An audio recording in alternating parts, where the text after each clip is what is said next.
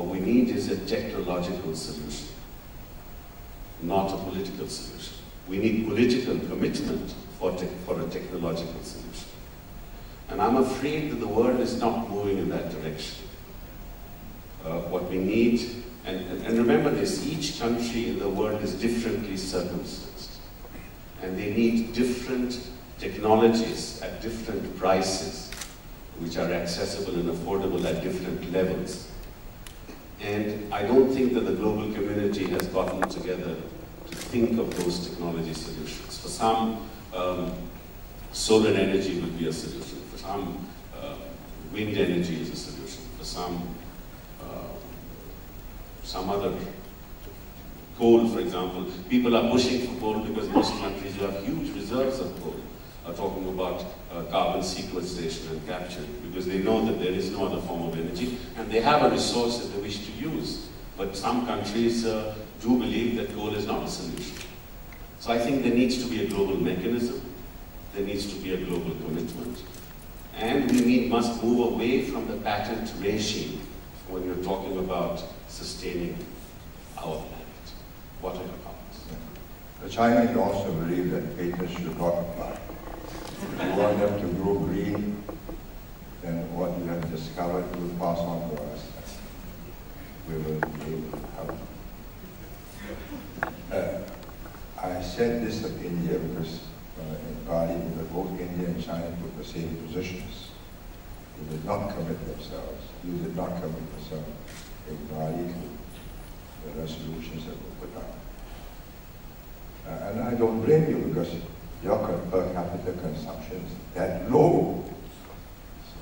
80% of your population is in the countryside. And even in the towns, you're not industrialized like the Chinese have, because they've gone IT first. So your contribution to global warming is insignificant. In 20 years, I think once you've got your infrastructure in place, roads, highways, railways, container ports, fast communications, you're going to get enormous investments in manufacturing, as the Chinese have, become a great importer and exporter, importer of raw materials and exporter of finished products. And then your consumption will go up. I do not believe any country can depend on renewables to meet its energy needs. Unless there are certain things, there are certain areas where petroleum is necessary and will be necessary for a long time. Transportation, especially by air. Transportation by car. You can switch it to hybrids, switch it to electric. But when you get trucks, go electric. China and India will have huge distances to carry their goods. So finally, you go back to oil. The world estimate, the IEA estimate is about 2040. The demand for oil, carbon-based energy will be 58% higher with China. And output will not match. The output from the oil-producing countries will not match that increase. In other words, the price will go up. So if you allow the price to filter through to the people, then there is a chance that the people will learn to adjust. But as you know, India also subsidizes energy, as the Chinese do. And so you're not curbing consumption. We do not subsidize energy. We subsidize nothing which we have to import.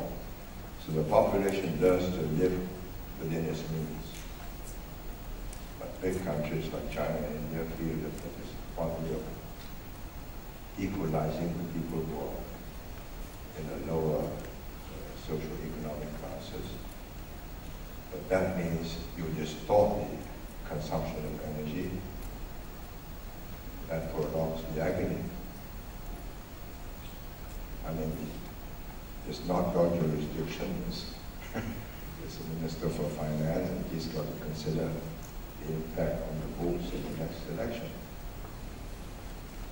Your job is to find the technology, but I do not believe that you're going to find any technology that will solve this problem, because all the technologies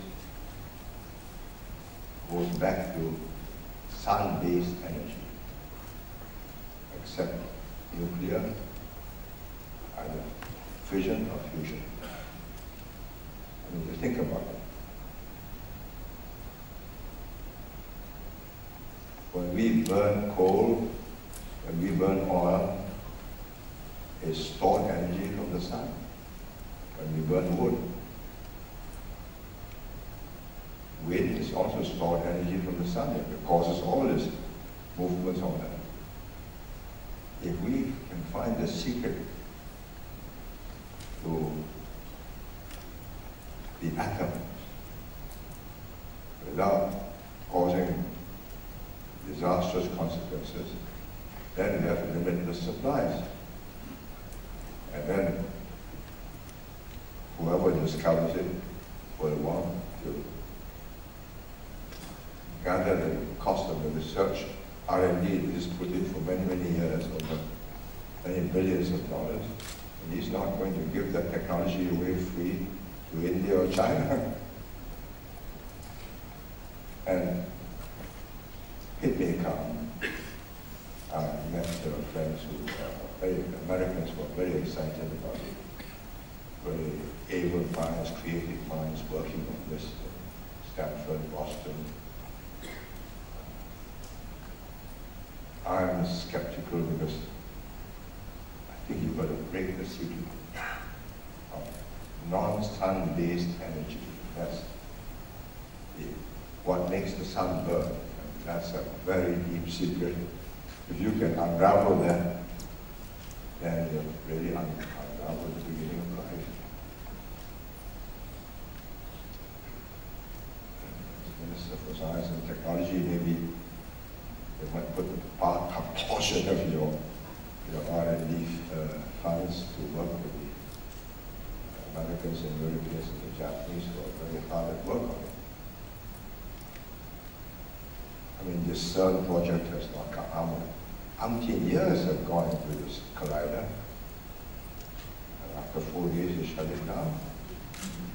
And some of the best brains in the world are there.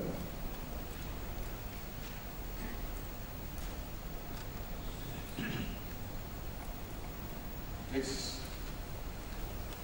Yes. Microphone, please.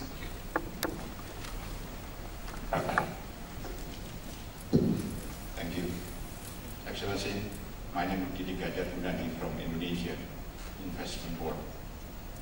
As you may notice that your two neighboring countries, Indonesia and Malaysia, are the biggest palm oil producers in the world. And we are trying to get a better economy from this business.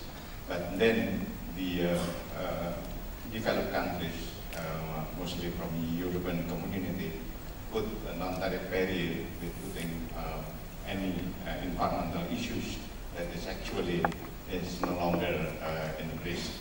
Would you have any thoughts that what we should suggest for both parties, that the biofuel is actually exactly the one of the option for the future in helping the developing the source of the energy. Thank you. Your interest is in clearing your forest and growing palm oil, because you get higher returns for palm oil than having the forest, right?